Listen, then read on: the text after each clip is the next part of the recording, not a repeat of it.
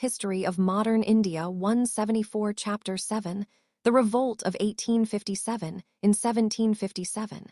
After the Battle of Plassey, the British laid the first step towards getting power in northern India. And in 1857 took place the major Revolt, which was a product of the character and policies of colonial rule after 1757, and after which noteworthy changes took place in the British policy of ruling over India. Simmering discontent, the cumulative effect of British expansionist policies, economic exploitation, and administrative innovations over the years had adversely affected the positions of all rulers of Indian states, sepoys, zamindars, peasants, traders, artisans, pundits, malvis, etc. The simmering discontent burst in the form of a violent storm in 1857, which shook the British Empire in India to its very foundations. However, the period between 1757 and 1857 was not all peaceful and trouble-free. It saw a series of sporadic popular outbursts in the form of religio-political violence, tribal movements, peasant uprisings and agrarian riots, and civil rebellions. Enhanced revenue demands, even in famine years, caused anger. Many a times, movements against local moneylenders turned into rebellion against the company rulers. The moneylenders had the support of the police. British interference in native religious traditional customs also caused the Revolt of 1857, 175 resentment, and resulted in rebellions. Almost from the very early days of the East India Company's rule, rebellions and uprisings occurred for various causes in different regions. Some of the movements continued even after the 1857 revolt. Major revolts took place in the south, east, west, and the northeastern regions, which were suppressed with brutality by the company. The previous chapter discussed some of these uprisings. The 1857 revolt. The major causes of the revolt of 1857, like those of earlier uprisings, emerged from all aspects, socio-cultural, economic, and political, of daily existence of Indian population, cutting through all sections and classes. The set causes are discussed below. Economic causes. The colonial policies of the East India Company destroyed the traditional economic fabric of the Indian society. The peasantry were never really to recover from the disabilities imposed by the new and a highly unpopular revenue settlement. Impoverished by heavy taxation, the peasants resorted to loans from moneylenders traders at usurious rates, the latter often evicting the former from their land on non-payment of debt dues. These moneylenders and traders emerged as new landlords, while the scourge of landless peasantry and rural indebtedness has continued to plague Indian society to this day. The older system of zamindari was forced to disintegrate. British rule also meant misery to the artisans and handicrafts people. The annexation of Indian states by the company cut off their major source of patronage, the native rulers and the nobles, who could not now afford to be patrons of the crafts workers. Added to this, British policy discouraged Indian handicrafts and promoted British goods. The highly skilled Indian craftsmen were forced to look for alternate sources of employment that hardly existed, as the destruction of Indian handicrafts was not accompanied by the development of modern industries. 176. A brief history of modern India. The Indian trade and mercantile class was deliberately crippled by the British, who imposed high tariff duties on Indian-made goods. At the same time, the import of British goods into India attracted low tariffs, thus encouraging their entry into India. By mid-19th century, exports of cotton and silk textiles from India practically came to an end. Free trade one way, that is, and refusal to impose protective duties against machine-made goods from Britain's simply killed Indian manufacture. Zamindars, the traditional landed aristocracy, often saw their land rights forfeited with frequent use of a quo warranto by the administration. This resulted in a loss of status for them in the villages. In Awadh, the storm century of the revolt, 21,000 talukdars had their estates confiscated and suddenly found themselves without a source of income, unable to work, ashamed to beg, condemned to penury. These dispossessed talukdars seized the opportunity presented by the sepoy revolt to oppose the British and try to regain what they had lost. The ruin of Indian industry increased the pressure on agriculture and land, which could not support all the people. The lopsided development resulted in pauperization of the country in general.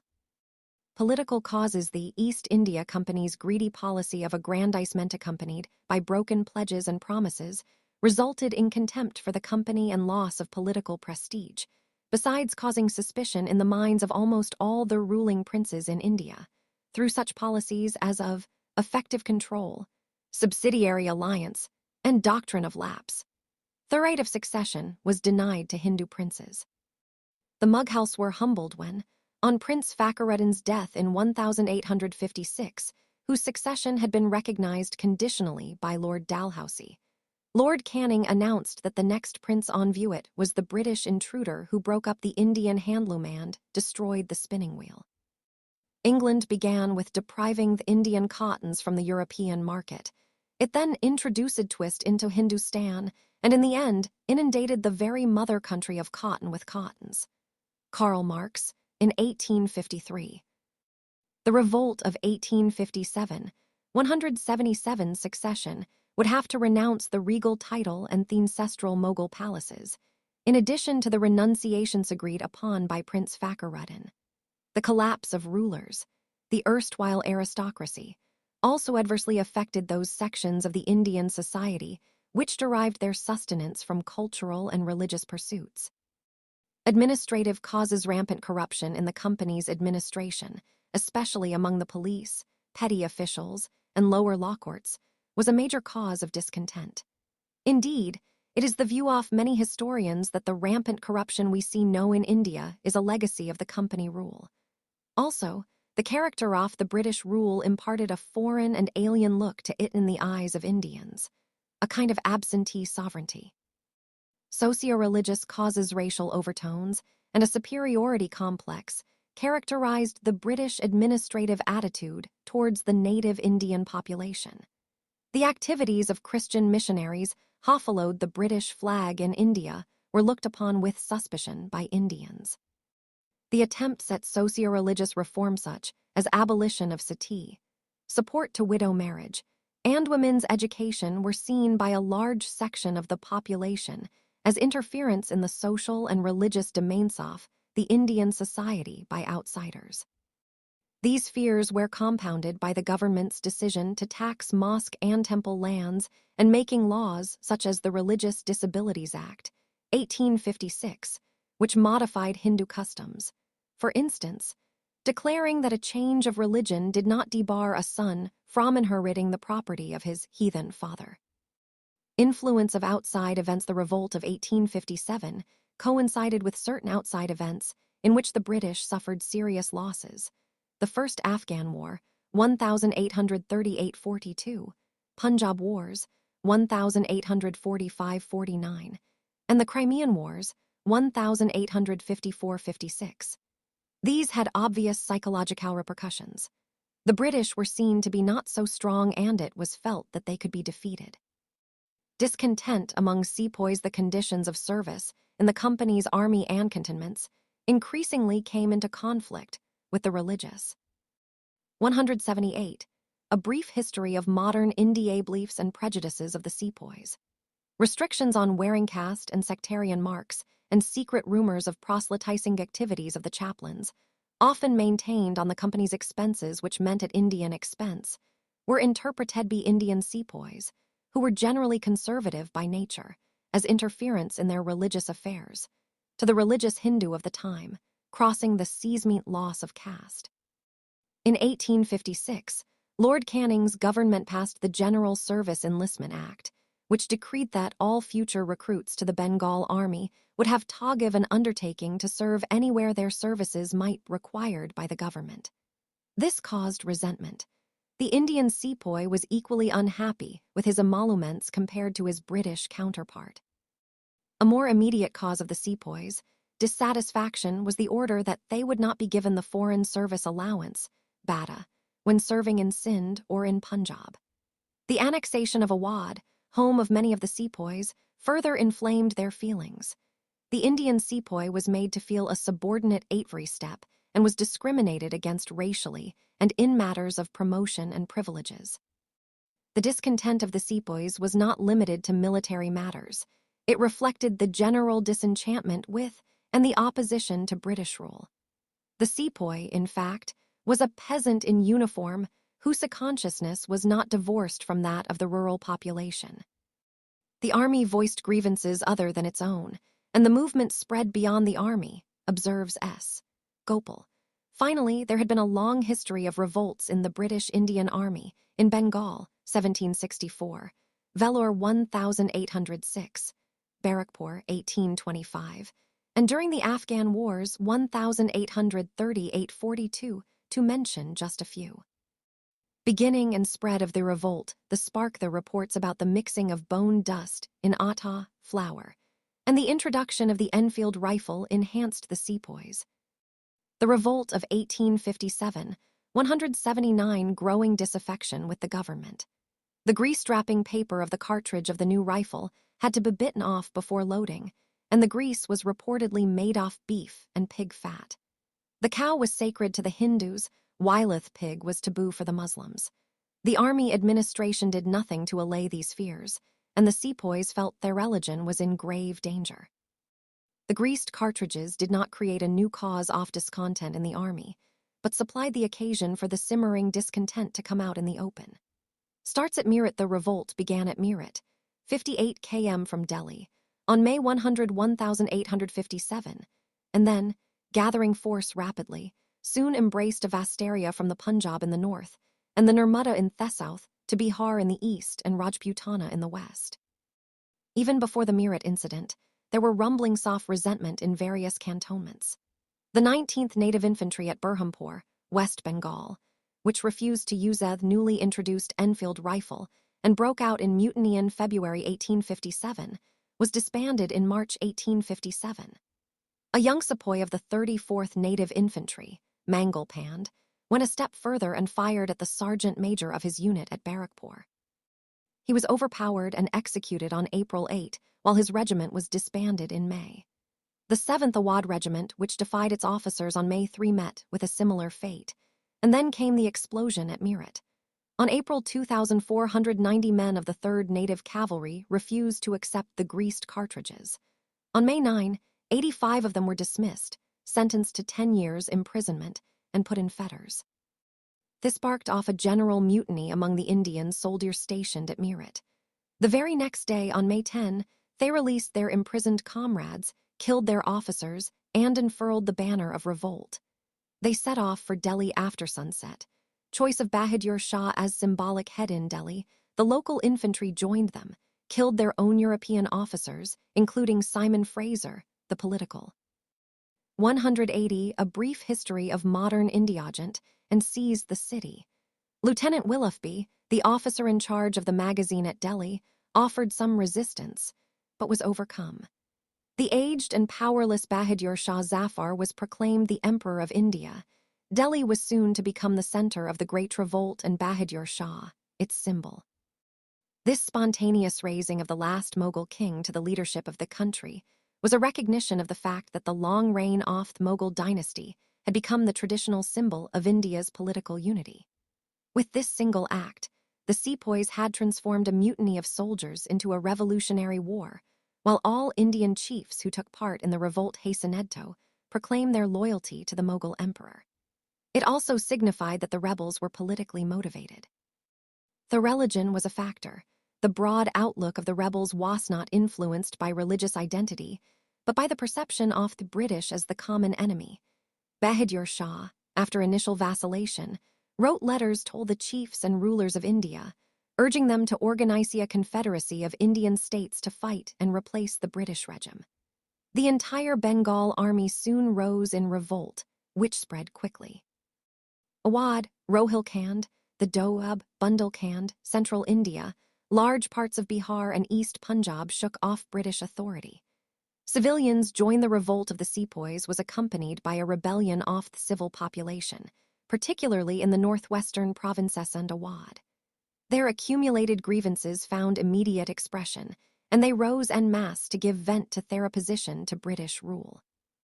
It is the widespread participation in the revolt by the peasantry, the artisans, shopkeepers, day laborers, zamindars, religious mendicants, priests, and civil servants which gave it real strength as well as the character of a popular revolt. Here the peasants and petty zamindars gave free expression to their grievances by attacking Themanillanders and zamindars who had displaced them from the land. They took advantage of the revolt to destroy Themanillanders' account books and debt records. They also attacked the British established law courts, revenue offices, tahsils, revenue records, and police stations.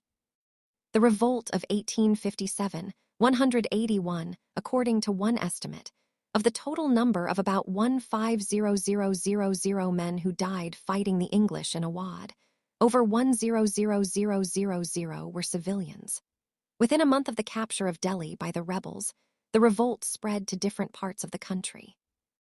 Storm centers and leaders of the revolt at Delhi, the nominal and symbolic leadership belonged to the Mughal emperor, Bahadur Shah, but the real command lay with a court of soldiers headed by General Bakht Khan, who had led the revolt of Bareilly troops and brought them to Delhi.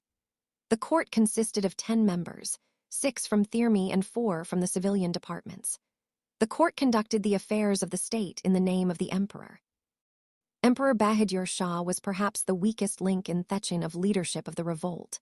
His weak personality, old age, and lack of leadership qualities created political weakness at the nerve center of the revolt and did incalculable damage to it. At Kanpur, the natural choice was Nana Sahib, the adopted son of the last Peshwa, Baji Rao II. He was refused the family title and banished from Pune and was living near Kanpur. Nana Sahib expelled the English from Kanpur, proclaimed himself the Peshwa, acknowledged Bahadur Shah as the Emperor of India, and declared himself to be his governor.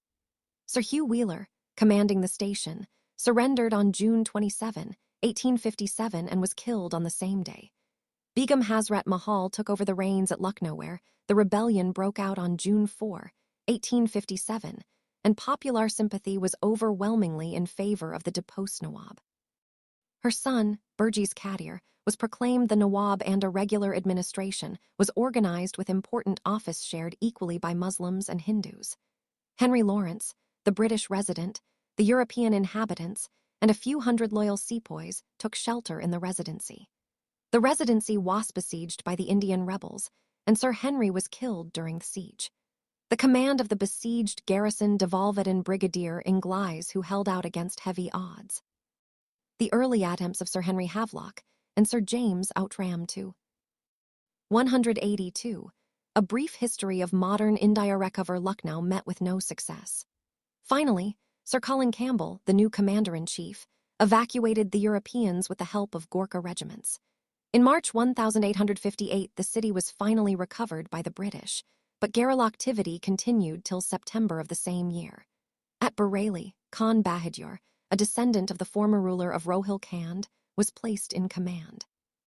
Not enthusiastic about the pension being granted by the British, he organized an army of 40,000 soldiers and offered stiff resistance to the British. In Bihar, the revolt was led by Kunwar Singh, the zamindar of Jagdishpur. An old man in his 70s, he nursed a grudge against the British who had deprived him of high states. He unhesitatingly joined the sepoys when they reached Arya from Dinapur. Ahmadullah of Faizabad was another outstanding leader of the revolt. He was a native of Madras and had moved to Faizabad in the north, where he fought a stiff battle against the British troops. He emerged as one of the revolt's acknowledged leaders once it broke out in Awadh, May 1857. The most outstanding leader of the revolt was Rani Lakshmibai, who assumed the leadership of the sepoys at Jhansi. Lord Dalhousie, the Governor-General, had refused Tolo, her adopted son, to succeed to the throne after her husband Raja Gangadhar Rao died, and had annexed the state by the application of the infamous doctrine of lapse. Driven out of Jhansi by British forces, she gave the battle cry, Main apni Jhansi na hindungi, I shall not give away my Jhansi. She was joined by Tansha Tope, a close associate of Nana Sahib, after the loss of Kanpur. The Rani of Jhansi and Tansha Tope marched towards Gwalior where they were hailed by the Indian soldiers. The Scindia, the local ruler, however, decided to side with the English and took view here lay the woman who was the only man among the rebels. Hugh rose, a tribute to the Rani of Jhansi from the man who defeated her. The Revolt of 1857, 183 shelter at Agra. Nana Sahib was proclaimed. The Peshwa Anplans were chalked out for a march into the south. Gwalior was recaptured by the English in June 1858, the sacrifices made by the common masses were immense and innumerable. The name of Shah Mal, a local villager in Pargana Bharat, Bagpat, Uttar Pradesh, is most notable. He organized the headmen and peasants of 84 villages, referred as Chaurasi Des, marching at night from village to village, urging people to rebel against the British hegemony. The people attacked government buildings, destroyed the bridges over the rivers, and dug up metal-led roads, partially to stop government forces from coming into the area, and partly because bridges and roads were viewed as symbols of the British rule. Shah Mal sent supplies to the mutineers in Delhi and prevented all official communication between British headquarters and Meerut. He made his headquarters at the bungalow of an irrigation department on the banks of the Yamuna and supervised and controlled his operations from there. In fact, the bungalow was turned into a hall of justice, resolving disputes and dispensing judgments. He also organized an effective network of intelligence for a short duration. The people of the area felt that the British rule was over, and their own rule had come. Unfortunately, in July 1857, Shah Mal was killed by an English officer, Dunlap. It is alleged that Shah Mal's body was cut into pieces and his head displayed on July 21, 1857 to terrify the public. For more than a year, however, their bells carried on their struggle against heavy odds. Suppression of the revolt was finally suppressed. The British captured Delhi in September 20, 1857 after prolonged and bitter fighting. John Nicholson, the leader of the siege, was badly wounded and later succumbed to his injuries. Bahadur Shah was taken prisoner. The royal princes were captured and butchered on the spot, publicly shot at point-blank range by Lieutenant Hudson himself. The emperor was exiled to Rangoon, where died in 1862. Thus, the great house of Mughals was finally and completely extinguished. Terrible vengeance was wreaked. 184. A brief history of modern India on the inhabitants of Delhi.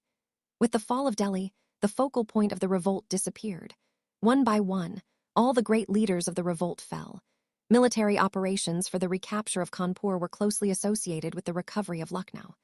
Sir Colin Campbell occupied Kanpur on December 6, 1857. Nana Sahib, defeated at Kanpur, escaped to Nepal in early 1859, never to be heard of again. His close associate Tansha Tope escaped into the jungles of central India, but was captured while asleep in April 1859 and put to death. The Rani of Jhansi had died on the battlefield earlier in June 1858. Jhansi was recaptured by Sir Hugh Rose. By 1859, Kunwar Singh, Bakht Khan, Khan Bahadur Khan of Bareilly, Rao Sahib, brother of Nana Sahib, and Malvi Ahmadullah were all dead, while the Begum of Awadh was compelled to hide in Nepal. At Benares, a rebellion had been organized which was mercilessly suppressed by Colonel Neil, who put to death all suspected rebels and even disorderly sepoys. By the end of 1859, British authority over India was fully re-established. The British government had to pour immense supplies of men, money, and arms into the country, though the Indians had to later repay the entire cost through their own suppression. Why the revolt failed all India participation was absent limited territorial spread was one factor. There was no all India veneer about the revolt. The eastern, southern, and western parts of India remained more or less unaffected. This was probably because the earlier uprisings in those regions had been brutally suppressed by the company. All classes did not join, certain classes and groups did not join, and in fact, worked against the revolt. Big zamindars acted as breakwaters to storm. Even Awadh talukdars backed off once promises of land restitution were spelt out. Moneylenders and merchants suffered the wrath of the mutineers badly, and anyway, saw their class interests better protected under British patronage. The Revolt of 1857, 185 educated Indians viewed this revolt as backward-looking, supportive of the feudal order, and as a reaction of traditional conservative forces to modernity. These people had high hopes that the British would usher in an era of modernization. Most Indian rulers refused to join and often gave active help to the British. Rulers who did not participate included Scindia of Gwalior, the Holkar of Indore, the rulers of Patiala, Sindh, and other Sikh chieftains, and the Maharaja of Kashmir. Indeed, by one estimate, not more than 1/4 of the total area and not more than 1/10 of the total population was affected. Poor arms and equipment. The Indian soldiers were poorly equipped materially, fighting generally with swords and spears and very few guns and muskets. On the other hand, the European soldiers were equipped with the latest weapons of war like the Enfield rifle. The electric telegraph kept the commander-in-chief informed about the movements and strategy of the rebels. Uncoordinated and poorly organized, the revolt was poorly organized with no coordination or central leadership.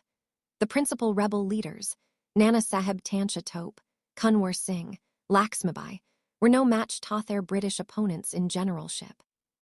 On the other hand, the East India Company was fortunate in having the services of men of exceptional abilities in the Lawrence brothers, John Nicholson, James Outram, Henry Havelock, etc.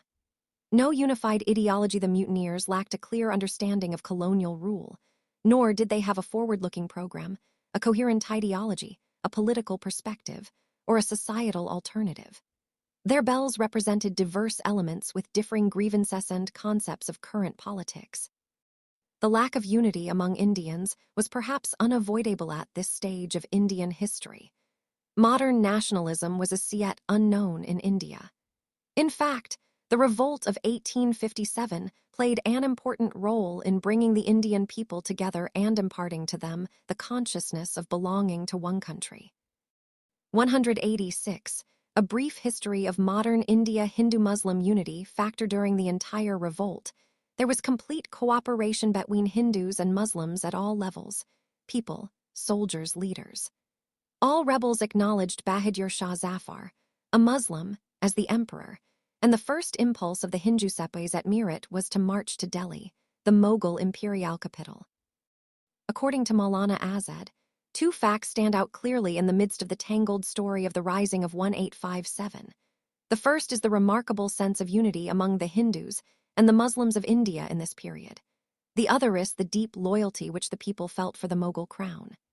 Rebels and sepoys, both Hindu and Muslim, respected each other's sentiments. Immediate banning of cow slaughter was ordered once the revolt was successful in a particular area. Both Hindus and Muslims were well represented in leadership.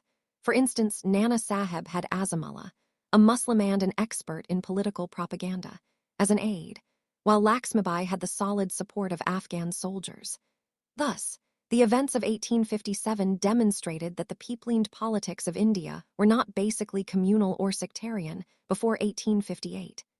Nature of the revolt. Views differ on the nature of the 1857 revolt. It was a Marasepi mutiny, to some British historians, a Halyun patriotic and selfish sepoy mutiny with no native leadership and no popular support, said Sir John Seeley. However, that is not a complete picture of the event, as it involved manisctions of the civilian population, and not just the sepoys. The discontent of the sepoys was just one cause of the disturbance.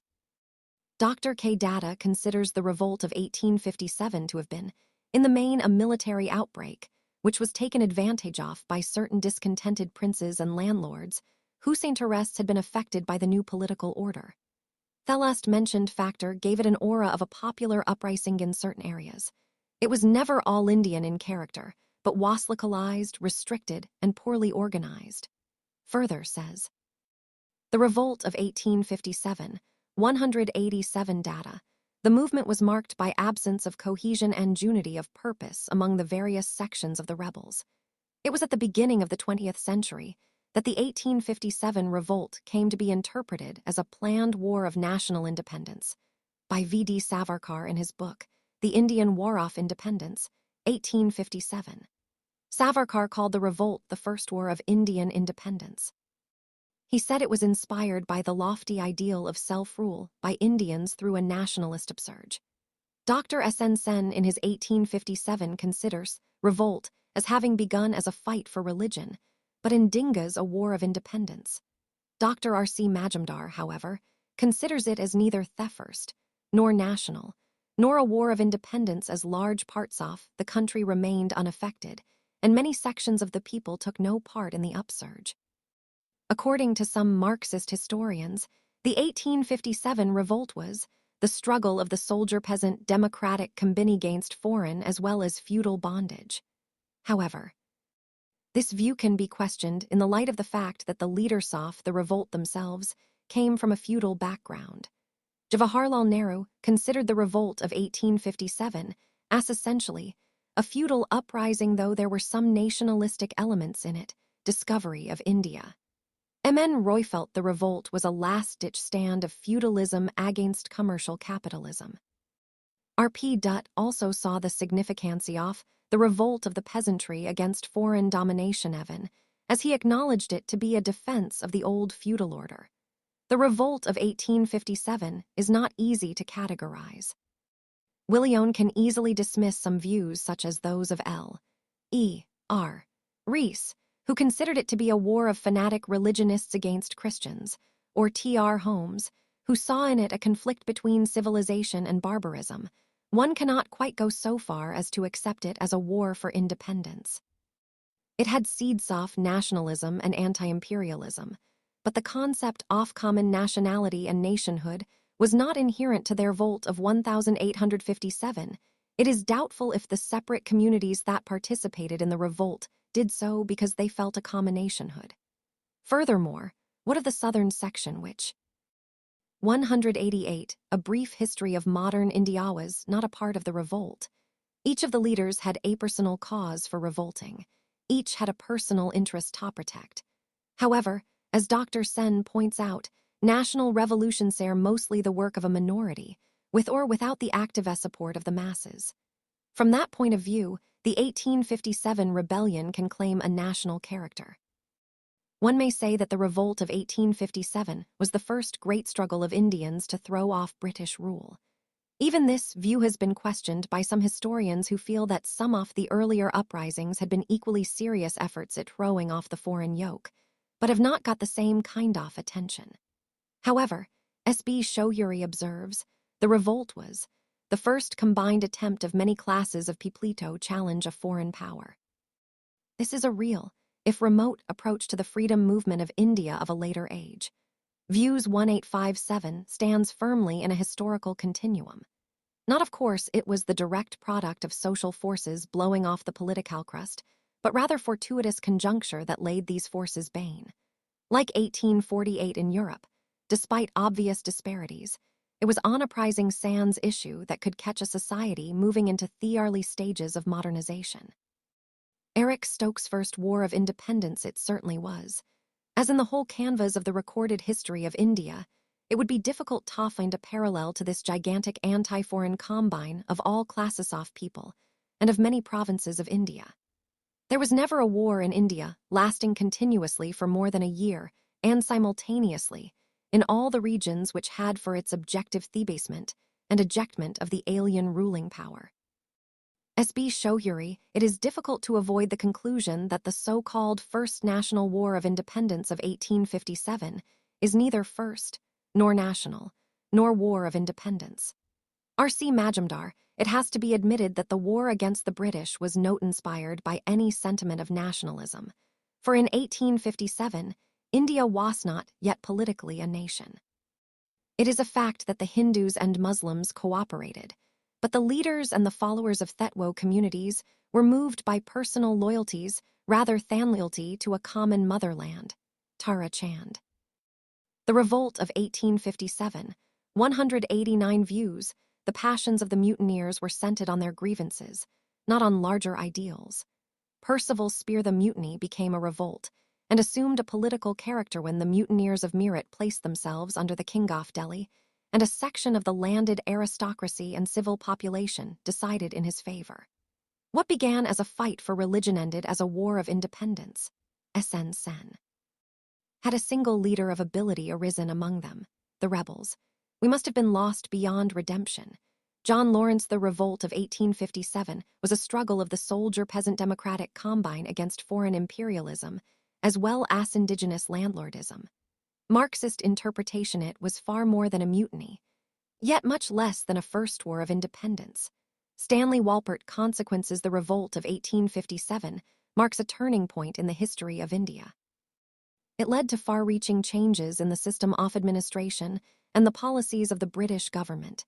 Even before the revolt could be suppressed fully, the British Parliament, on August 2, 1858, passed an Act for the Better Government of India. The Act declared Queen Victoria as the sovereign of British India and provided for the appointment of a Secretary of State for India, a member of the British Cabinet.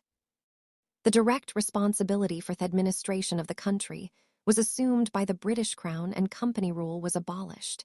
The assumption of the government of India by the sovereign of Great Britain was announced by Lord Canning at a durbar at Allahabad in the Queen's Proclamation, issued in November 1, 1858. It was by this proclamation that the Governor-General acquired the additional title of Viceroy. 190. A brief history of modern India. Many of the promises made in that proclamation appeared to be of a positive nature to the Indians. As per the Queen's proclamation, the era of annexations and expansion had ended, and the British promised to respect the dignity and rights of the native princes. The Indian states were henceforth to recognize the paramountcy of the British Crown and were to be treated as parts of a single charge. The people of India were promised freedom of religion without interference from British officials. The proclamation also promised equal and impartial protection under law to all Indians, besides equal opportunities in government services irrespective of race or creed. It was also promised that old Indian rights, customs, and practice would be given due regard while framing and administering law. The army, which was at the forefront of the outbreak, was thoroughly reorganized, and British military policy came to be dominated by the idea of division and counterpoise. The British could no longer depend on Indian loyalty, so the number of Indian soldiers was drastically reduced, even as the number of European soldiers was increased. The concept of divide and rule was adopted, with separate units being created on the basis of caste community region. Recruits were to be drawn from the martial races of Punjab, Nepal, and northwestern frontier who had proved loyal to the British during the revolt. Effort was made to keep the army away from civilian population. The Army Amalgamation Scheme, 1861, moved the company's European troops to the services of the Crown. Further, the European troops in India were constantly revamped by periodical visits to England, sometimes termed as the Linked Battalion Scheme. All Indian artillery units, except a few mountain batteries, were made defunct. All higher posts in the army and the artillery departments were reserved for the Europeans. Till the first decade of the 20th century, no Indian was thought fit to deserve the King's commission, and a new English recruit was considered superior to an Indian officer holding the Viceroy's commission. The earlier reformist zeal of a self-confident Victorian. The Revolt of 1857, 191 White Mutiny in the wake of the transfer of power from the British East India Company to the British Crown. A section of European forces employed under the company resented the move that required the three presidency armies to transfer their allegiance from the defunct company to the Queen, as in the British Army. This resentment resulted in some unrest termed as White Mutiny. Prior to 1861, there were two separate military forces in India, operating under the British rule. One was the Queen's Army and the other comprised the units of the East India Company. The company's troops received bata, extra allowances of pay to cover various expenditures related to operations in areas other than the home territories. With transfer of power, the bata was stopped. Lord Canning's legalistic interpretation of the laws surrounding the transfer also infuriated the affected white soldiers. The White Mutiny was seen as a potential threat to the already precarious British position in India, with a potential of inciting renewed rebellion among the still excited population in India. The demands of the European forces included an enlistment bonus or a choice-off release from their obligations. Finally, the demand for free and clear release with free passage home was accepted, and men opted to return home. It is also believed that open rebellion and physical violence on the part of European forces were such that there was little possibility of being accepted into the Queen's army. Liberalism evaporated as many liberals in Britain began to believe that Indians were beyond reform. This new approach, conservative brand of liberalism, as it was called by Thomas Metcalfe, had the solid support of the conservative and aristocratic classes of England, who espoused the completon interference in the traditional structure of Indian society. Thus, the era of reforms came to an end. The conservative reaction in England made the British Empire in India more autocratic. It began to deny the aspirations of the educated Indians for sharing power. In the long term, this new British attitude proved counterproductive for the empire, as this caused frustrations in the educated Indian middle classes and gave rise to modern nationalism very soon. The policy of divide and rule started in earnest after the Revolt of 1857. The British used one-class community. 192. A brief history of modern India against another unscrupulously. Thus, socially, there was irremediable deterioration. While British territorial conquest was at an end, a period of systematic economic loot by the British began. The Indian economy was fully exploited without fear. In accordance with Queen's Proclamation of 1858, the Indian Civil Service Act of 1861 was passed, which was to give an impression that under the Queen all were equal, irrespective of race or creed. In reality, the detailed rules framed for the conduct of the civil service examination had the effect of keeping the higher services a close preserve off the colonizers. Racial hatred and suspicion between the Indians and the English was probably the worst legacy of the revolt. The newspapers and journals in Britain picturized the Indians as subhuman creatures, who could be kept in check only by superior force. The proponents of imperialism in India dubbed the entire Indian population as unworthy of trust and subjected them to insults and contempt. The complete structure of the Indian government was remodeled and based on the notion of a master race, justifying the philosophy of the white man's burden. This widened the gulf between the rulers and the ruled, besides causing eruptions of political controversies, demonstrations, and acts of violence in the coming period. Significance of the revolt for the British. The Revolt of 1857 proved useful in that it showed up the glaring shortcomings in the company's administration and its army, which they rectified promptly. These defects would never have been revealed to the world if the revolt had not happened. For the Indians, the 1857 revolt had a major influence view in conceptual terms. The British, who had started their rule as outsiders, became insiders by vesting in their monarch the sovereignty of India. Bernard Cohn, in context of the Queen's Proclamation. The Revolt of 1857, 193, on the course of the struggle for freedom. It brought out in the open grievances of people and the sepoys, which were seen to be genuine. However, it was also obvious that the primitive arms which the Indians possessed were no match for the advanced weapons of the British. Furthermore, the senseless atrocities committed by both sides shocked the Indian intellectuals, who were increasingly convinced that violence was to be eschewed in any struggle for freedom. The educated middle class, which was a growing section, did not believe in violence and preferred an orderly approach. But the Revolt of 1857 did establish local traditions of resistance to British rule, which were to be of help in the course of the national struggle for freedom.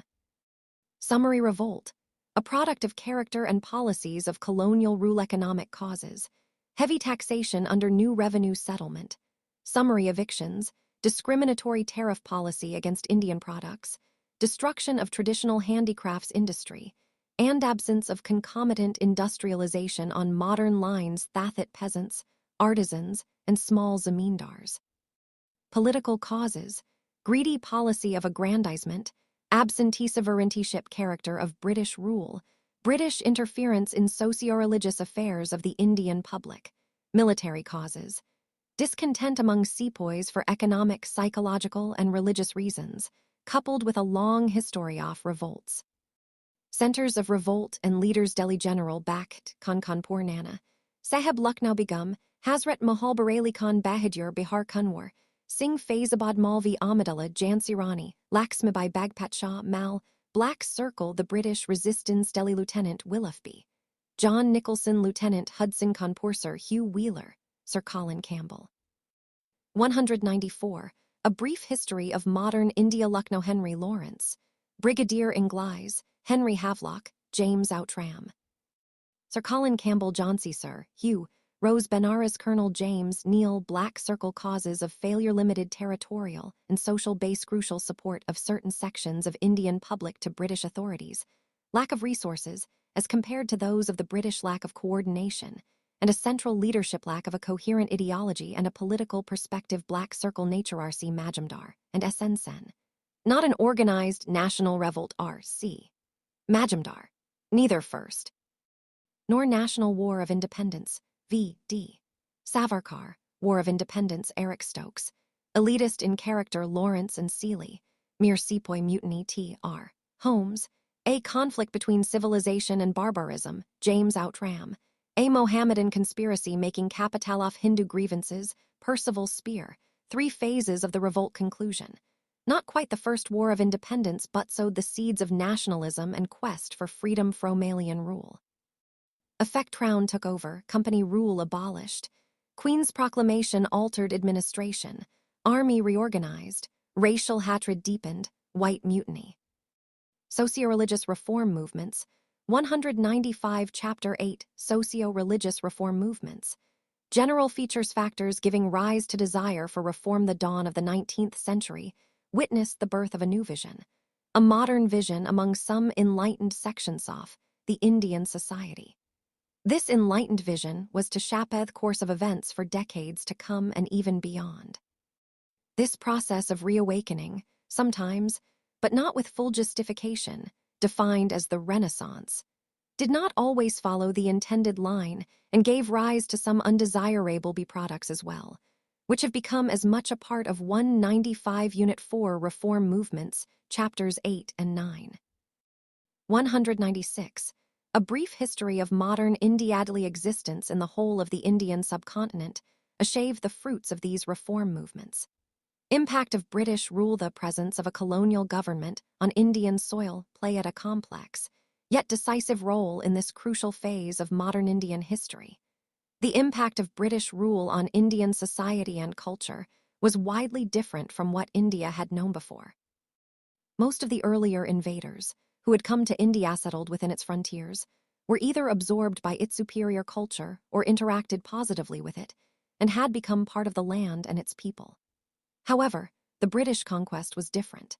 It came at a time when India, in contrast to an enlightened Europe of the 18th century affected in every aspect by science and scientific outlook, presented the picture of a stagnant civilization and a static and decadent society. Social conditions ripe for reform. Religious and social ills. Indian society in the 19th century was caught in a vicious web created by religious superstitions and social obscurantism. Hinduism had become steeped in magic and superstition. Theprists exercised an overwhelming, and indeed, unhealthy influence on the minds of the people. Idolatry and polytheism helped to reinforce their position, and their monopoly of scriptural knowledge imparted a deceptive character to all religious systems. There was nothing that religious ideology could not persuade people to do. Depressing position of women's. Social conditions were equally depressing. The most distressing was the position of women. Attempts to kill female infants at birth were not unusual. Child marriage was another bane of society. The practice of polygamy prevailed, and in Bengal, under Killianism, even old men took very young girls as wives. Several women hardly had a married life worth name, yet, at least among the higher castes, when their husbands died they were expected to commit sati, which Raja Ram Mohan Roy described as a murder according to every. Socio-religious reform movements, 197 Shastra. If they escaped this social coercion, they were condemned to a life of misery and humiliation. The caste problem. Another debilitating factor was caste. This entailed a system of segregation, hierarchically ordained on the basis of ritual status. At the bottom of the ladder came the untouchables or scheduled castes, as they came to be called later. The untouchables suffered from numerous and severe disabilities and restrictions. The system splintered people into numerous groups. In modern times, it became a major obstacle in the growth of a united national feeling and the spread of democracy. It may also be noted that caste consciousness, particularly with regard to marriage, prevailed also among Muslims, Christians, and Sikhs who also practiced untouchability, though in a less virulent form. Under a rigid caste system, social mobility was checked. Social divisions grew, and individual initiative was thwarted. Above all, the humiliation of untouchability, so much a part of the caste system, militated against human dignity. Opposition to Western culture, the establishment of colonial rule in India, was followed by a systematic attempt to disseminate colonial culture and ideology as the dominant cultural current.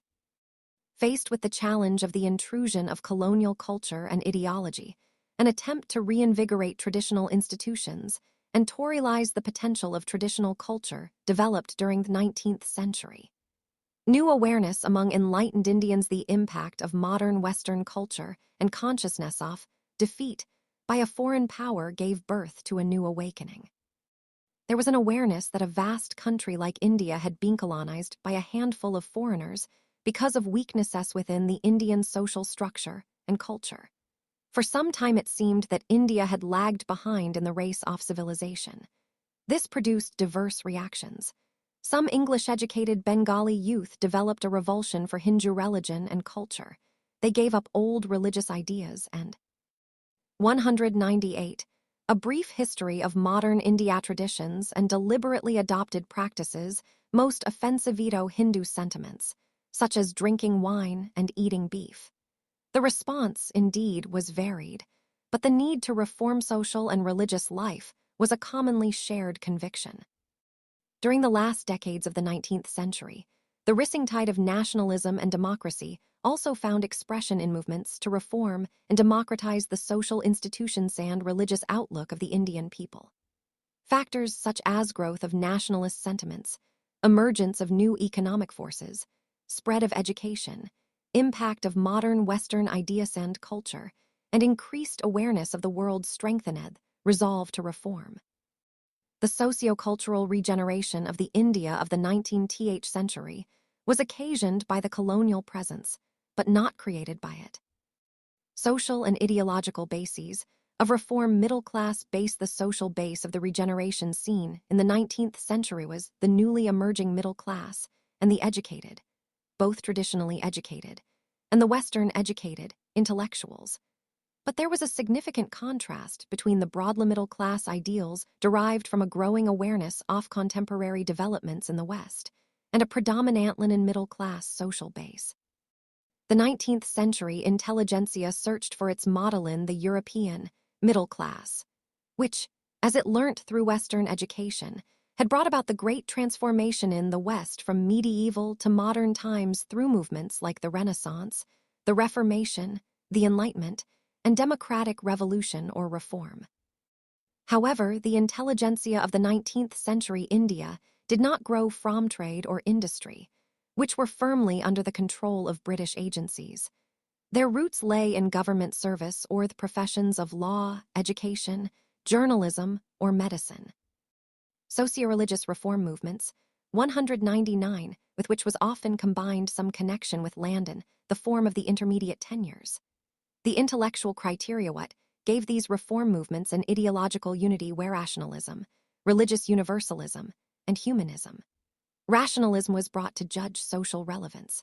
Raja Ram Mohan Roy firmly believed in the principle of causality linking the whole phenomenal universe and demonstrability as the sole criterion of truth. Akshay Kumar Dutt, while declaring that rationalisms are only preceptor, held that all natural and social phenomena could be analyzed and understood by purely mechanical processes. They thus used a rational approach to study tradition. They evaluated the contemporary socio-religious practices from the standpoint of social utility and to replace faith with rationality. As a consequence, in the Brahmo Samaj, the infallibility of the Vedas was repudiated, while the Aligarh movement emphasized reconciliation of Islamic teachings with the needs of the modern age.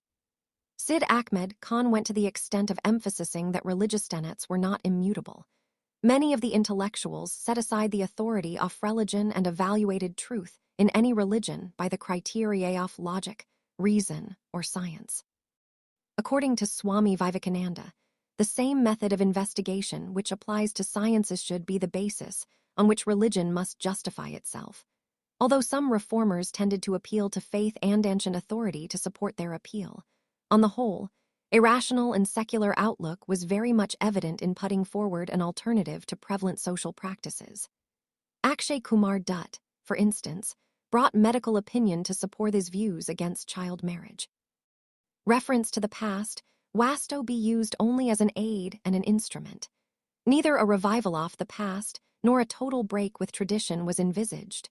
Though the reformers tried to reform their religions, there was a universalistic aspect to their religious perspective. Raja Ram Mohan Roy considered different religions as national embodiments of universal theism.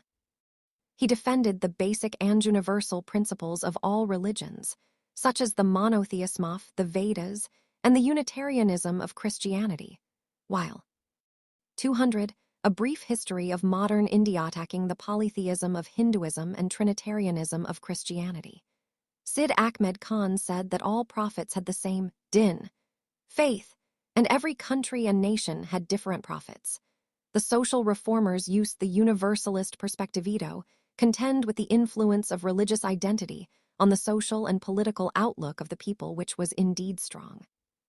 A new humanitarian morality was embodied in the social reform movements, which included the notion that humanity can progress and has progressed, and that moral values are ultimately those values which favor human progress. The humanist aspect of the religious reform movements was to be seen in the emphasis on the individual's right to interpret religious scriptures in the light of human reason and human welfare, and in a general attack on priestly domination of religious practices. Religious reformation was an important but not the exclusive concern of these movements. Attention was focused on worldly existence and not on issues of salvation or otherworldliness. Because of the strong religious element in social practices and the fact that religion was the dominant ideology of the times, it was not possible to undertake any social action without coming to grips with it. These movements took into their ambit the intercultural existence, the way of life. The evolution of an alternative cultural ideological system and the regeneration of traditional institutions were two concerns of the SE movements. These concerns were manifest in the attempts to reconstruct traditional knowledge, the use and development of vernacular languages, creation of an alternative system of education, defense of religion, efforts to regenerate Indian art and literature, the emphasis on Indian dress and food, attempts to revitalize the Indian systems of medicine, and to research the pre-colonial technology for its potential. Two streams. The reform movements could broadly be classified into two categories: the reformist movements like the Brahmo Samaj, the Prarthana Samaj, the Aligarh movement, and the revivalist. Socio-religious reform movements, 201 movements like the Arya Samaj movement and the Dayanand movement. The reformist as well as the revivalist movement depended, to varying degrees, on an appeal to the lost purity of the religion they sought to reform. The only difference between one reform movement and the other lay in the degree to which it relied on tradition or on reason and conscience. Direction of social reform. The humanistic ideals of social equality and the equal worth of all individuals which inspired the newly educated middle class influenced the field of social reform in a major way. The social reform movements were linked to the religious reforms primarily because nearly all social ills like untouchability and gender-based inequity derived legitimacy from religion in one way or the other. In later years, though, the social reform movement gradually dissociated itself from religion and adopted a secular approach. Moreover, earlier reform movements had a rather narrow social base, being limited to the upper and middle classes and upper castes, tried to balance their modernized views and the existing social conditions. But later on, the social reform movements penetrated the lower strata of society to revolutionize and reconstruct the social sphere. In the beginning, organizations such as the Social Conference, Servants of India Society, and the Christian missionaries were instrumental in social reform along with many enlightened individuals like Jyotiba Phule, Gopalhari Desmukh, K.T. Telling, B.M. Malabari, D.K. Karve, Sri Narayana Guru, E.V. Ramaswamy Nakar, and B.R. Ambedkar, in later years, especially with the onset of the 20th century. The national movement provided the leadership and organization for social reform. To reach the masses, the reformers used the Indian languages to propagate their views. They used a variety of media, novels, dramas, poetry, short stories, the press, and in the 1930s and later on the cinema, to spread their opinions. Broadly, the social reform movements had a two-point agenda: fight for the betterment of status of women in 202, a brief history of modern India society, and fight to remove disabilities arising out of untouchability. Fight for betterment of position of women. The reformers had to work against great odds. Women were generally accorded a low status and were considered to be inferior adjuncts to men, with no identity of their own. They enjoyed no scope of giving expression to their talents, as they were suppressed by practices such as purdah, early marriage ban on widow marriage, Sati, etc. Both Hindu and Muslim women were economically and socially dependent on male relatives, while education was generally denied to them. The Hindu women did not enjoy the right to inherit property or to terminate an undesirable marriage. Muslim women could inherit property, but only half as much as men could. Willing matters of divorce, there was no equality between men and women. Polygamy was prevalent among Hindus as well as Muslims. Their glorification as wives and mothers was the only way in which society recognized the contribution of women as members of society. The improvement of the status of women in the society was considered to be vital, and social reformers worked towards this since a radical change in the domestic sphere, where initial socialization of the individual takes place, and where a crucial role is played by women, was the need of the hour. It was clearly understood that this change would translate into reformed homes and reformed men, and that no country whose females were sunk in ignorance could ever make significant progress in civilization. The social reform movements, the freedom struggle, movements led by enlightened women themselves, and, later, Free India's constitution have done much for the emancipation of women. The reformers basically appealed to the doctrines of individualism and equality, and argued, to bolster their appeal, that true religion did not sanction an inferior status to women. They raised their voice against degrading customs such as polygamy, purdah, child marriage, restrictions on widow marriage, and worked relentlessly to establish educational, socio-religious reform movements, 203 facilities for women, to persuade the government to enact favorable legislations for women, and in general to propagate the uselessness of medieval, feudal attitudes which required to be given up. Steps taken to ameliorate women's position because of the indefatigable attack launched by the enlightened Indian reformers led by Raja Ram Mohan Roy. The government under Governor-General William Bentinck declared the practice of sati illegal and punishable by criminal courts as culpable homicide.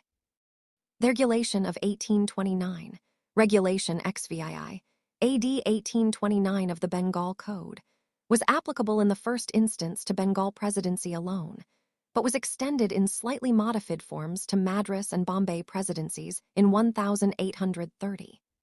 Historians have observed that the practice of sati was sought to be banned in the regions under the control of the Portuguese, Dutch, and French in the early 16th century. In 1582, the Mughal Emperor Akbar is said to have issued orders that sati was not be coerced, and appointed inspectors to see that no widow was compelled to follow the custom. Preventing female infanticide, the practice of murdering female infants immediately after their birth was a common practice among upper-class Bengalis and Rajputs who considered females to be an economic burden. The Bengal Regulations of 1795 and 1804 declared infanticide illegal and equivalent to murder. An act passed in 1870 made it compulsory for parents to register the birth of all bobbies, and it provided for verification of female children for some years after birth, particularly in areas where the custom was resorted to in utmost secrecy. Widow remarriage, the Brahmo Samaj, had the issue of widow remarriage high on its agenda and did much to popularize it. But it was mainly due to the efforts of Pandit Ishwar Chandra Vidyasagar, 1820-91. The principle of Sanskrit College, Calcutta, that the Hindu widows remarriage. 204. A Brief History of Modern India Act, 1856, was passed. It legalized marriage of widows and declared issues from such marriages as legitimate. Vidyasagar cited Vedic texts to prove that the Hindu religion sanctioned widow remarriage. Vishnu Shastri Pandit founded the Widow Remarriage Association in the 1850s. Another prominent worker in this field was Karsandas Mulji, who started the Satya Prakashan Gujarati in 1852 to advocate widow remarriage. Similar efforts were made by Professor D.K. Karve in Western India and by Veerasalingam Panchalu in Madras. Karve himself married a widow in 1893. He dedicated his life to the upliftment of Hindu widows and became the secretary of the Widow Remarriage Association. He opened a widows' home in Pune to give the high caste widows an interest in life by providing them with facilities for vocational training. The right of widows to remarriage was also advocated by B. M. Malabari, Narmadashankar Labshankar Dave, Justice Govind Mahadio Ranade, and K. Natarajan, among others. Jyotiba Phule and his wife Savitribai were also vociferous advocates of widow remarriage and campaigned against widows being subjected to degrading practices. Controlling Child Marriage, the Native Marriage Act, or Civil Marriage Act, 1872 signified legislative action in prohibiting child marriage. It had a limited impact as the act was not applicable to Hindus, Muslims, and other recognized faiths. The relentless efforts of a Parsi reformer, B.M. Malabari, were rewarded by the enactment of the Age of Consent Act, 1891, which forbade the marriage of girls below the age of 12. The case of Lakshmibai pushed their formers to get the Age of Consent Act passed. Lakshmibai Rout, who went on to become India's first woman physician to practice medicine, was married to Dadaji Bikaji at the age of 11. However, with the support of her stepfather, Sakaram Arjun, she did not join her husband for some time, during which she continued with her education. When, after some 12 years of the marriage, Dadaji Bikaji demanded that join him as his wife, she refused. This led to the Dadaji Bikaji versus Lakshmibai case of 1884. Dadaji petitioned the Bombay High Court for restitution of conjugal rights of a socio-religious reform movement's 205 husband.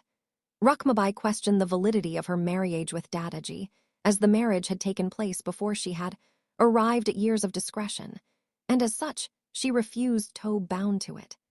Justice Robert Hill Pinhey dismissed Dadaji's petition, saying that Lakshmibai had been married off in helpless infancy, and hence could not be forced to join her husband.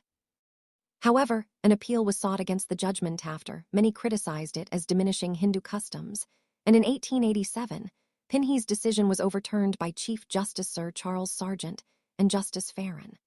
Lakshmibai was told to live with her husband. Lakshmibai declared that she would rather undergo any punishment meted out by the court rather than go to live with her husband. It is said that it was only with Queen Victoria's intervention that the sentence of imprisonment was set aside. It is also said that even the conservatives among the Indians, as well as the British government, did not want Lakshmibai to be punished for her stand. The Lakshmibai case became one of the most publicized court cases in India in the 19th century and brought the issue of child marriage and the rights of the women to the forefront. A group of Indian reformers, such as Bairamji Malabari and Ramabai Ranade, formed the Lakshmibai Defense Committee to bring the case to public attention. After finishing her studies, Lakshmibai obtained a position as chief medical officer in Surat. During her long and distinguished career in medicine, she continued writing against child marriage and women's seclusion or purdah system. The Child Marriage Restraint Act 1929, popularly known as the Sarda Act, which came into force in 1930, further pushed up the marriage age to 18 and 14 for boys and girls, respectively. Harbilas Sarda was an Indian academic judge who became member of the Central Legislative Assembly from Ajmer Marwara. He was a follower of Dayanand Saraswati and a member of the Arya Samaj. In Free India, the Child Marriage Restraint Amendment Act 1978 raised the age of marriage for girls from 15 to 18 years and for boys from 18 to 21. 206. A Brief History of Modern India Education of Women, the Christian missionaries, were the first to set up the Calcutta Female Juvenile Society in 1819. The Bethune School, founded by J.E.D. Bethune, president of the Council of Education in Calcutta in 1849, was the first fruit of the powerful movement for women's education that arose in the 1840s and 1850s. Pandit Ishwar Chandra Vidyasagar was associated with no less than 35 girls' schools in Bengal and is considered one of the pioneers of women's education. Jagannath Shankarshath, Nana, and Bao Daji were among the active promoters of girls' schools in Maharashtra. Jagannath Nana Shankarshath. The name is spelt variously: Jugannath Sankarsit, Jagannath Shankarshat, or Jagannath Shankarseth, was one of the founders of the School Society and Native School of Bombay. The school changed names a number of times. It became the Bombay Native Institution in 1824. In 1840, it became the Board of Education, and in 1856 it became the Elphinstone Educational Institution. When Dr. Wilson, belonging to the Scottish, was unable to get accommodation for a girls' school, Nana provided accommodation for the school and even sent the female members of his family to the school in Gurgaon. In 1856, the British government had announced some grant in aid to private institutions. Nana took advantage of this and started an English Marathi school in Gurgaon. He contributed funds to the girls' school, started by Students' Literary and Scientific Society. Bao Daji Lad, Ram Krishna Lad, was another ardent promoter of education. As the first Indian president of the Students' Literary and Scientific Society, he championed the cause of female education, and a girls' school was founded in his name. Perhaps the most notable pioneers in promoting the education of women was Jyotirao Phule, also called Jyotiba Phule, and his wife Savitribai. Phule held radical views for the times on the necessity of education for girls. His first gender-sensitive act was to encourage his wife Savitri to read and write. Later, impressed by the school for girls run by the American missionaries in Ahmednagar, he and his wife opened the first school for girls at Bidwata, Pune in 1848. Not many were willing to teach in the school. Socio-religious reform movements, 207, given the opposition to girls' education, so Phule and Savitribai shared the work of teaching. Savitribai could be said to have become the first female school teacher of modern India. She went on to become headmistress and taught alongside her trainee Fatima Sheikh and Jayatira's emancipated aunt, Saganabai. The Phules went on to open several more schools in and around Pune. Phule also opened night schools for those working during the day and unable to attend regular schools. The school established by the Students' Literary and Scientific Society were assisted by European officials, but Phule's venture was without help from the authorities. It was an indigenous effort, and that too by a non-Brahmin, in the face of huge opposition from theorthodox sections of society. The Alexandra Society of Parsis, opened in 1863, was aimed at educating Parsi girls. Incidentally, the first woman graduate of Bombay University was a Parsi woman, Cornelia Sarabji, in 1887. She later worked for equal opportunities for women in education. It will be seen that it was largely the private enterprise of Indians themselves that encouraged women's education. After Lord Dalhousie declared that female education must be given frank and cordial support, Charles Wood's Dispatch on Education, 1854, laid great stress on the need for female education. In 1914, the Women's Medical Service did a lot of work in training nurses and midwives. The Indian Women's University, set up by Professor D.K. Carve in 1916, was one of the outstanding institutions imparting education to women. In the same year, Lady Hardinge Medical College was opened in Delhi. Health facilities began to be provided to women with opening of Dufferin hospitals in the 1880s. Participation in the Swadeshi and anti-partition and the Home Rule movements during the opening decades of the 20th century was a major liberating experience for the otherwise home-centered Indian women. After 1918, they faced lathis and bullets and were jailed during political processions, picketing, etc. They actively participated in trade union and Kisan movements, or revolutionary movements. 208, a brief history of modern India. They voted in, stood for, and got elected to various legislatures and local bodies. Sarojini Naidu went on to become the president of the Indian National Congress, 1925, and latter the governor of the United Provinces, 1947-49. After 1920, aware and self-confident women led our women's movement.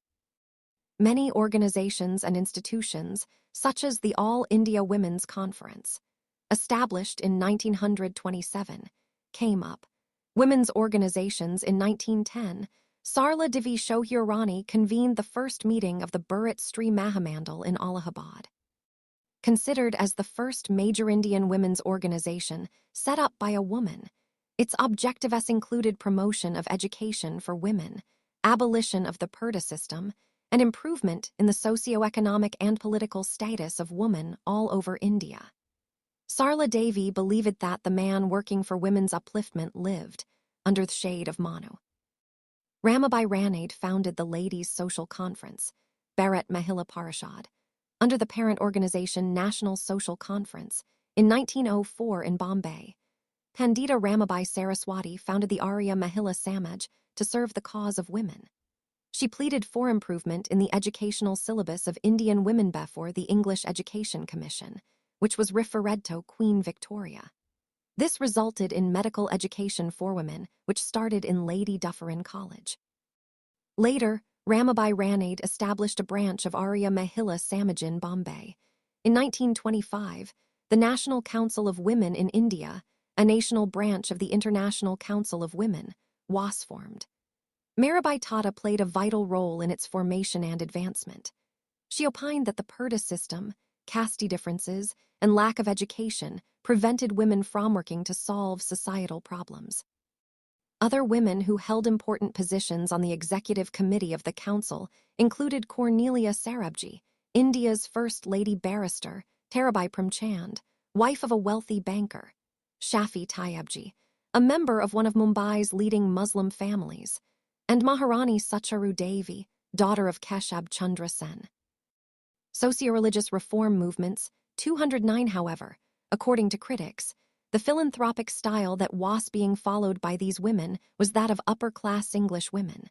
The All India Women's Conference, AIWC, founded by Margaret Cousins in 1927, was perhaps the first women's organization with an egalitarian approach. Its first conference was held at Fergusson College, Pune. Important founding members included Maharani Chimnabai Geekwad, Rani Sahibayof Sangli, Sarojini Naidu, Kamla Devi Chattopadhyaya, and Lady Dorab Tata. Its objectives were to work for a society based on principles of social justice, integrity, equal rights and opportunities, and to secure for every human being the essentials of life, not determined by accident of birth or sex but by planned social distribution.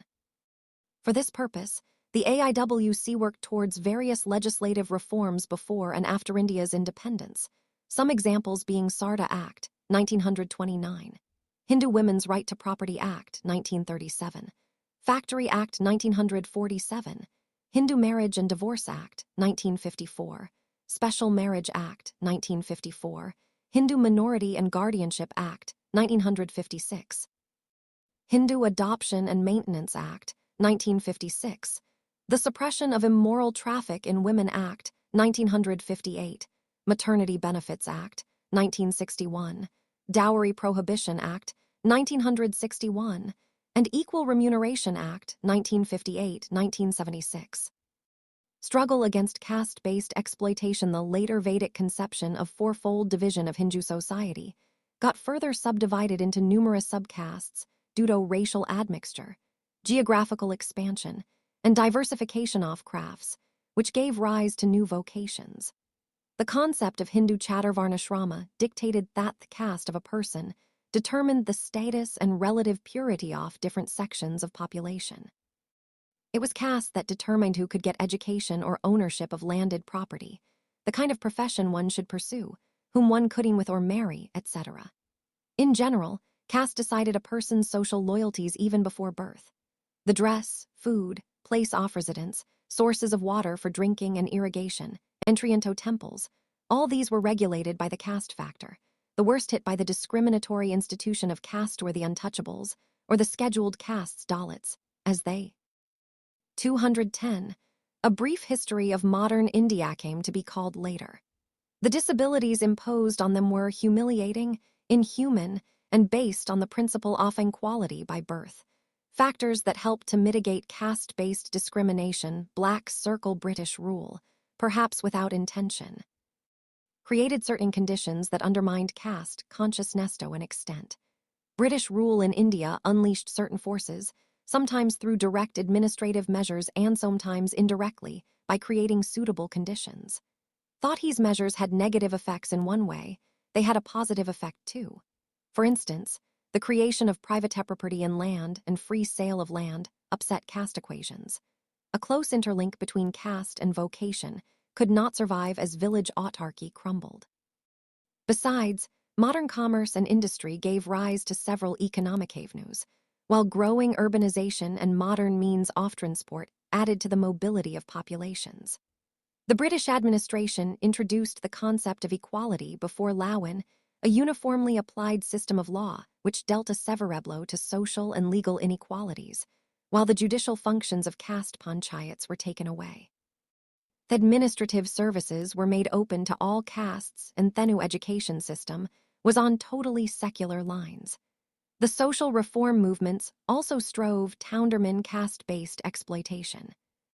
From the mid-19th century onwards, numerous organizations and groups such as the Brahmo Samaj, Prarthana Samaj, Arya Samaj, Ramakrishna Mission, the Theosophists, the Social Conference, and individuals worked to spread education among the untouchables and remove restrictions imposed on them from entering temples or using ponds, tanks, etc. Although many of them defended the Chaturvarna system, they criticized untouchability. The social reformers attacked the rigid hereditary basis of caste distinctions, and the law of karmahitch formed the basis of the religio, philosophically defensive, the undemocratic authoritarian caste institution. They called on people to work for betterment in the real world in which they lived, rather than strive for salvation after death.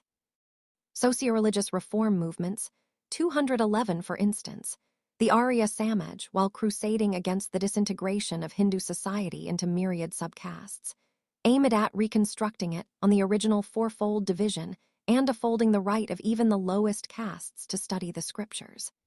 The national movement took inspiration from the principles of liberty and equality against the forces which tended to divide the society. The national leaders and organizations opposed caste privileges, fought for equal civic rights and free development of the individual. The caste divisions were diluted, although in a limited manner, because of mass participation in demonstrations, meetings, and satyagraha struggles.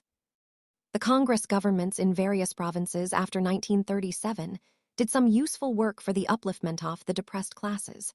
For instance, free education for Harijans, untouchables, was introduced in some provinces. The rulers of states like Travancore, Indore, and Devas took the initiative in opening all state temples by proclamation.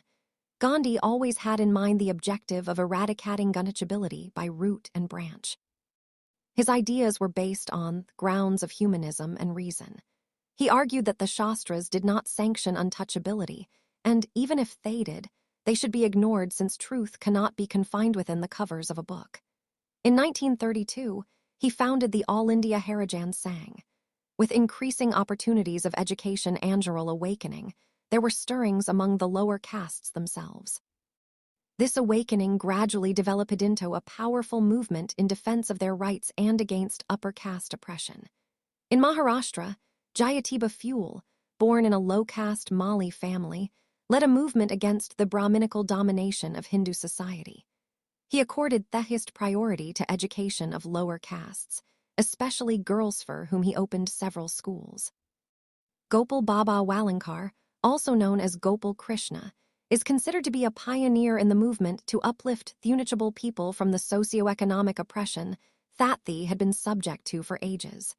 He worked against caste discrimination in Raigad district. He expanded on fuels. 212. A brief history of modern India theory of the Aryan invasion, that the indigenous inhabitants of India were actually the untouchable people, and that caste was created by the invading Aryans to subjugate and control the indigenous people. He founded the Arya Parihar Mandali, Society for the Removal of Evils among the non-Aryans. Walankar became the first Dalit to launch a newspaper, the vital Vidvasak, destroyer of Brahmanicalar ceremonial pollution. Walankar strove to remove the mark of untouchability by trying to bring caste Hindus to a consciousness of their inhuman behavior. Another pioneer in the Dalit uplift movement was Kisan Phaguji Bansad. He was a proponent of upliftment of Dalits within the fold of Hinduism. He opened his press, which published journals aimed at awakening the Dalits, such as Walankar's vital Vidwansak. Babasaheb Ambedkar, who had experienced the worst form of caste-based discrimination during his childhood, fought against upper caste tyranny throughout his life. In the 1920s, Ambedkar started a fortnightly newspaper, Muknayak, Leaderoff the Voiceless, in 1920. He stated in the Muknayak that a nationalist consciousness could not develop if social divisions were ignored. The newspaper presented the sufferings of the untouchables in the context of the caste system. He also formed the Bahishkrit Hitakarani Sabha in 1924 with the motto of educate, agitate, and organize, the focus being in mobilizing the masses. It marked the beginning of a new socio-economic and political movement striving to bring about equality for the oppressed classes. Another newspaper, started with the aim of defending the rights of the depressed classes, was Bahishkrit Bharat, 1927.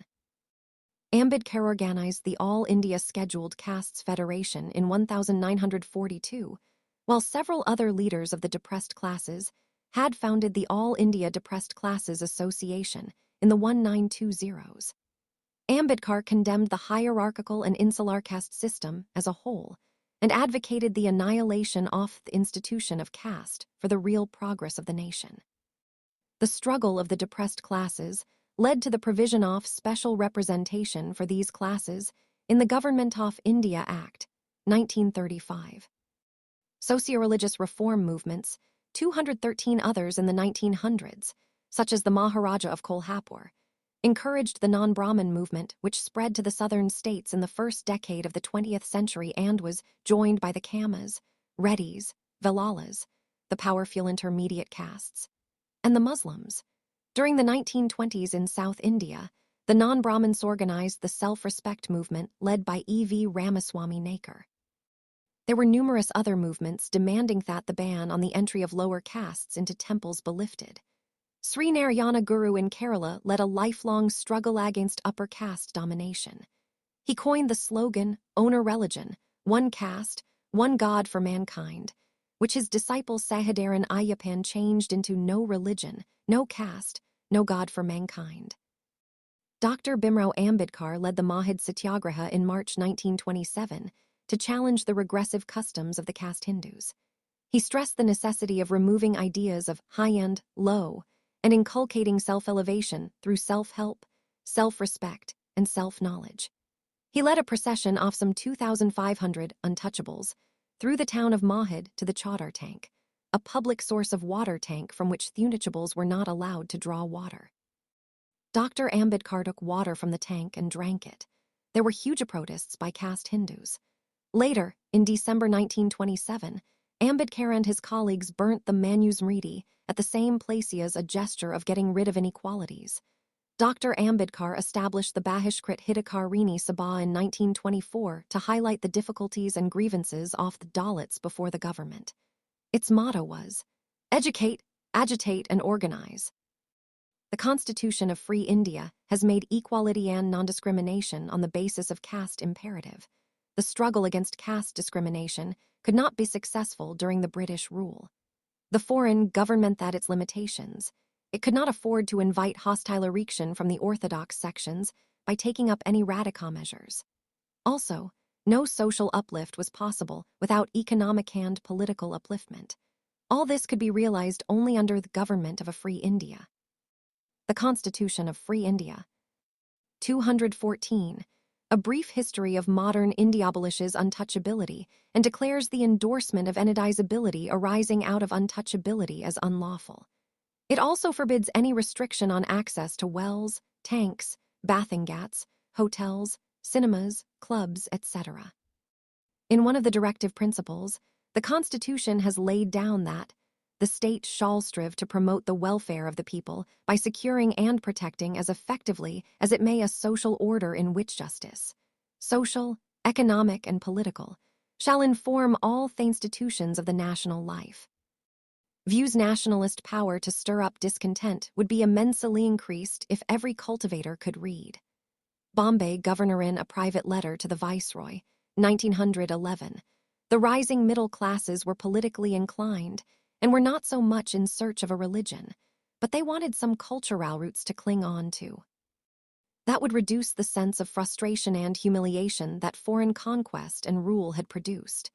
Jawaharlal Nehru, the dead and the buried are dead, buried and burnt once for Aland, the dead past cannot, therefore, be revived except by reformation of the old materials into new organized forms. Mahadio Govind Ranade, unfortunately. No Brahmin scholar has so far come forward to play the part of a Voltaire who had the intellectual honesty to rise against the doctrines of the Catholic Church in which he was brought up. A Voltaire among the Brahmins would be a positividanger to the maintenance of a civilization which is contrived to maintain Brahminic supremacy. B. R. Ambedkar untouchability question is one of life and death for Hinduism. If untouchability lives, Hinduism perishes and even India perishes. But if untouchability is eradicated from the Hindu heart, root and branch, then Hinduism has a definite message for the world. M.K.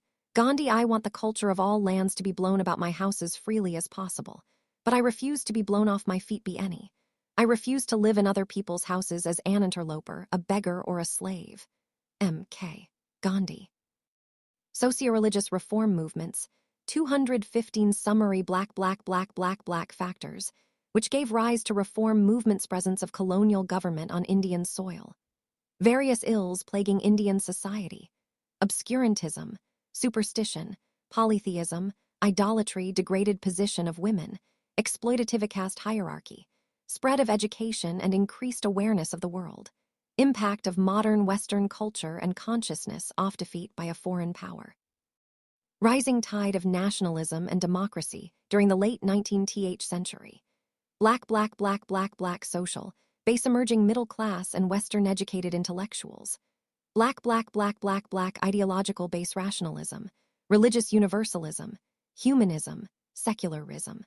Black social reform components betterment of position of women degraded position, dudo per de systemerly marriage lack of education unequal rights in marriage, divorce. Inheritance polygamy female infanticide restrictions on widow remarriage Sati, major contributors to reform social reform movements, freedom struggle, movements led by enlightened women, free India's constitution. Legislative measures for women Bengal regulation, 1829, banning Sati Bengal regulations, 1795, 1804, declaring infanticide illegal.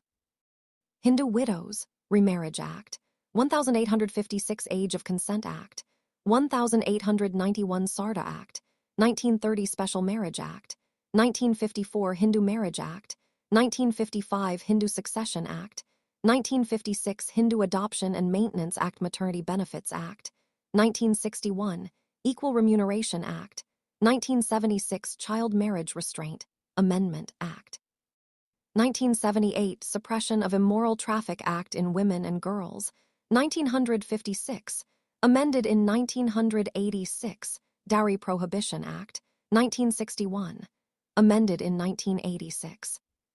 216.